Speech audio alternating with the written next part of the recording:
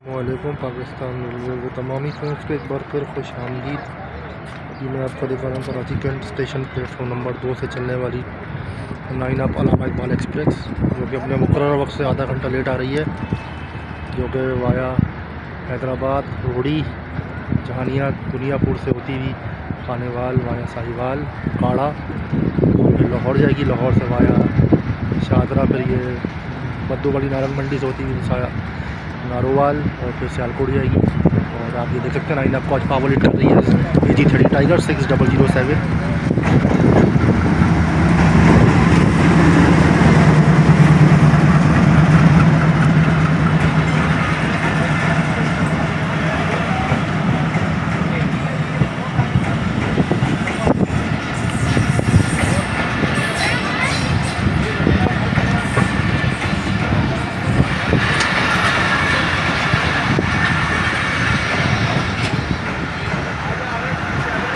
सकते हैं 9 up Allama Iqbal express bridge road station platform number 2 पे लग रही है।